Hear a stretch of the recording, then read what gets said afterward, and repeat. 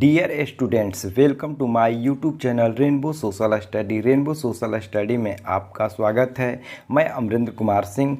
आज मैं 12वीं कक्षा भूगोल, भारत, लोक और अर्थव्यवस्था के पाठ 3 मानव विकास का प्रश्न उत्तर बताऊंगा। इससे पहले मैंने पाठ 1, पाठ 2 का प्रश्न उत्तर बता चुका हूं, जिसका लिंक आपको डिस्क्रिप्शन में मिल जाएगा। यदि वीडियो पसंद आए तो वीडियो को लाइक करें। यदि इस चैनल पर नए हैं, चैनल को सब्सक्राइब करें। आइए वीडियो को शुरू करते हैं। नीचे दिए गए 4 विकल्पों में से सही उत्तर को चुनिए।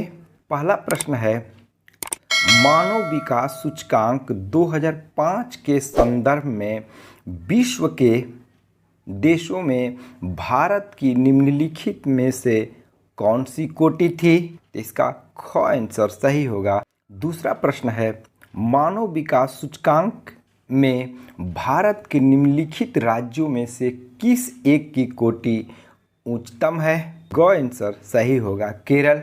तीसरा प्रश्न है, भारत के निम्नलिखित राज्यों में से किस एक में स्त्री साक्षरता निम्नतम है?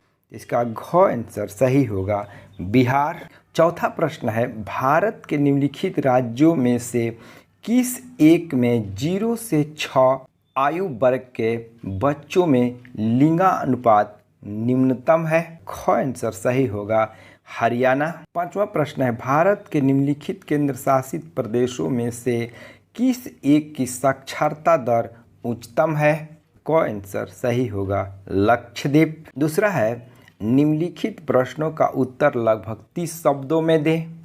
इसका पहला प्रश्न है, मानव विकास को परिभाषित कीजिए।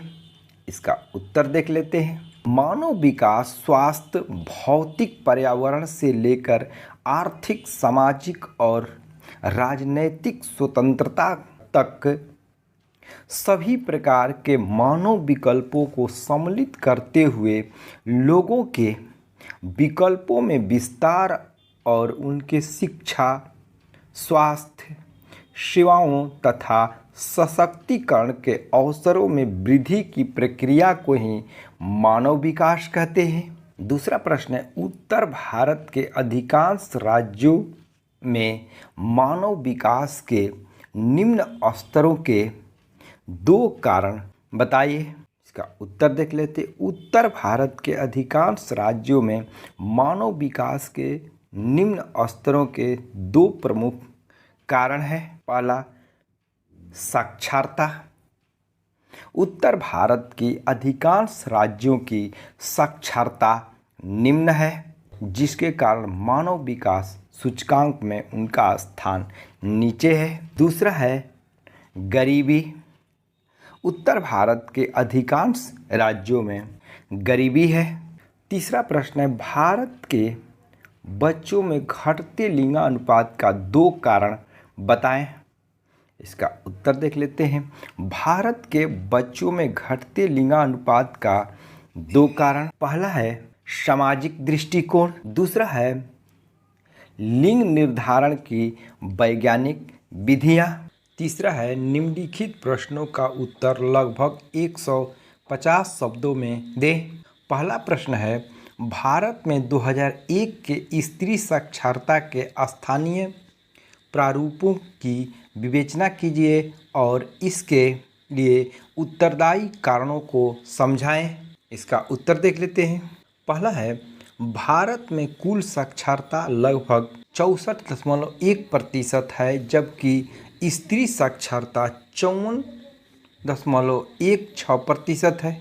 दूसरा है, दक्षिण भारत के अधिकांश राज्यों में कुल साक्षरता और महिला साक्षरता राष्ट्रीय औसत से ऊंची है।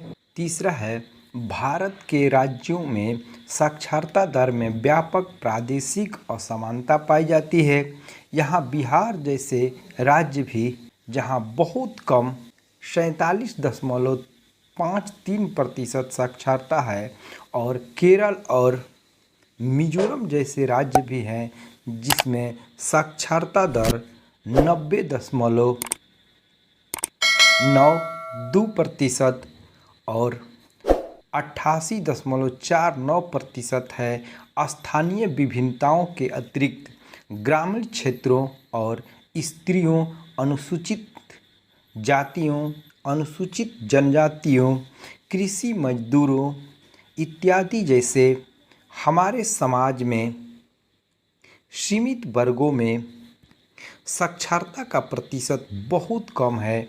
यहाँ पर उल्लेखनीय है यद्यपि सीमांत वर्गों में साक्षरता का प्रतिशत सुधरा है, तथापि धनी और सीमांत वर्गों की जनसंख्या के बीच अंतर समय के साथ बढ़ा है। दूसरा प्रश्न है, भारत के 15 प्रमुख राज्यों में मानव विकास के स्तरों में किन कारकों ने स्थानीय भिन्नता उत्पन्न की है? इसका उत्तर देख लेते हैं। भारत के 15 राज्यों में मानव विकास के स्तरों में स्थानीय भिन्नता उत्पन्न करने वाले अनेक कारण जैसे सामाजिक, राजनीतिक, आर्थिक और ऐतिहासिक कारण उत्तरदायी हैं।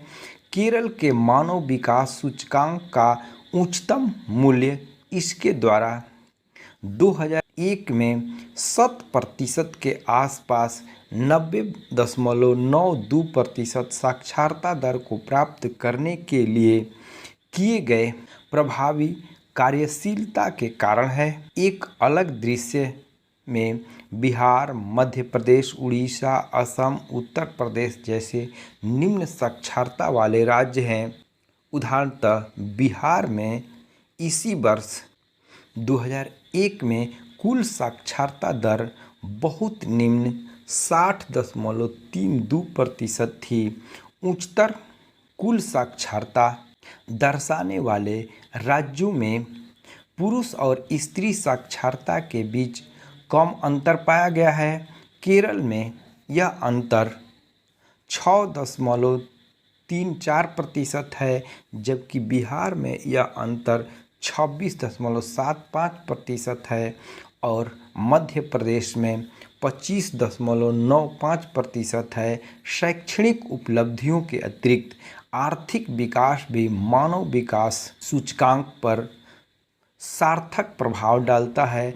आर्थिक दृष्टि से विकसित महाराष्ट्र, तमिलनाडु और पंजाब एवं हरियाणा जैसे राज्यों के मानव विकास सूचकांक का मूल्य असम, बिहार, मध्य प्रदेश इत्यादि राज्यों की तुलना में ऊंचा है।